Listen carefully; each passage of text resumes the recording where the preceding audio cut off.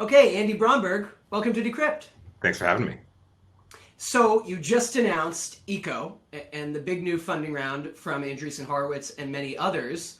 What is the quick pitch for what ECO is? And interestingly, I noticed that in a lot of these materials, you don't necessarily say crypto so high up.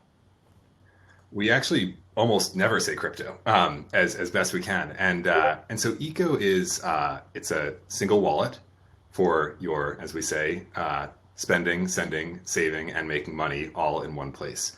And fundamentally, our belief is that the existing financial system has some problems, some of which people may know about, many of which we can talk about, and we think those can be remedied by providing just a better product, start to finish. Now, of course, I probably would not be here, nor would we have gotten investment from Andreessen Crypto, were there not some crypto angle to it. But fundamentally, right now, the product that you can see and engage with is an app where you put dollars in, you earn 2.5% APY, which goes up to 5% if you refer friends, and you get 5% cash back on spending at Amazon, Uber, DoorDash, soon more, and more features come down the pipeline. But a really straightforward app built for everyone that offers better benefits than their bank, credit card, or any other financial product can.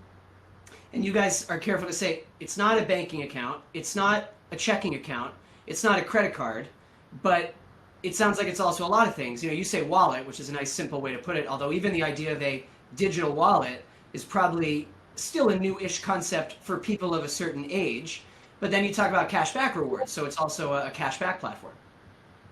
That's right. Yeah, it is interesting. You know, we say single wallet, which is kind of the best we can do in terms of explaining it. But the reason we say all of these not things, you said on our website, it says Eco's not a bank, it's not a checking account, it's not a credit card. It replaces all of them. And we found that the counter positioning is actually the easiest way to explain what it is. By saying we're not a bank, which we are not a bank, it makes it clear that there's kind of like something that we are trying to replace, a function in a user's life that we're trying to replace. And same with the credit card, checking account, anything.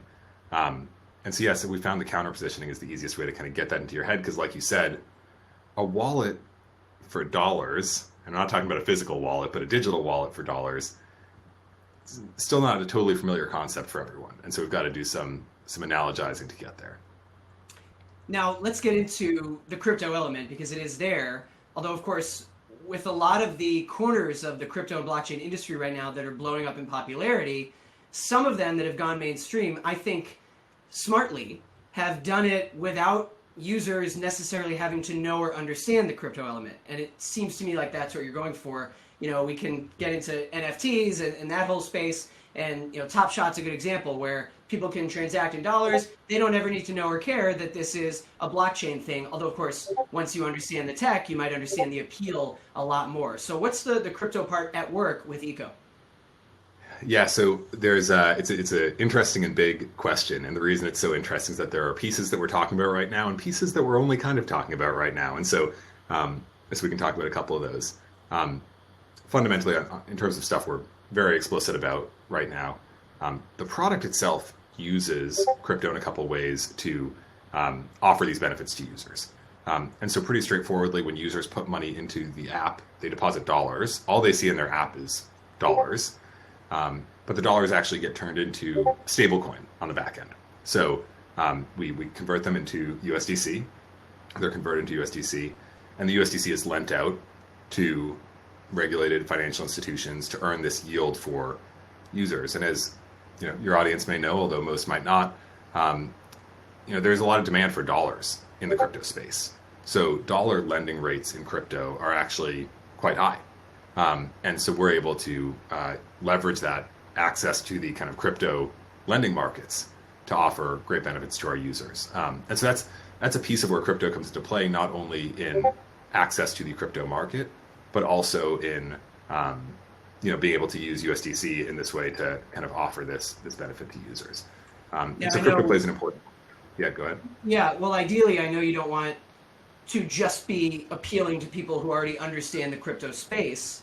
So I guess I'd ask whether users will have to understand what stablecoins even are. And ideally, if they do see the element of stablecoins, you wonder kind of where they'll learn about that or what image comes along with that with USDC. totally. So we're very careful about that. Users don't have to know any of this. And in fact, one thing we're really focused on at Eco is building a product that works for everyone. And we've done all of our onboarding to date of users one-on-one. So we get on the phone with people, like we are right now on a Zoom call. We talk them through the app and we answer their questions, we onboard them. And for our first few hundred users, we actually pretty much banned San Francisco and New York, where honestly, my primary network is, having lived in those two places. And we said, look, we're not going to target those people. We don't, if you're, and we didn't want crypto savvy people, we didn't want tech people, even though that's of course many of our networks at the company, those people will get it.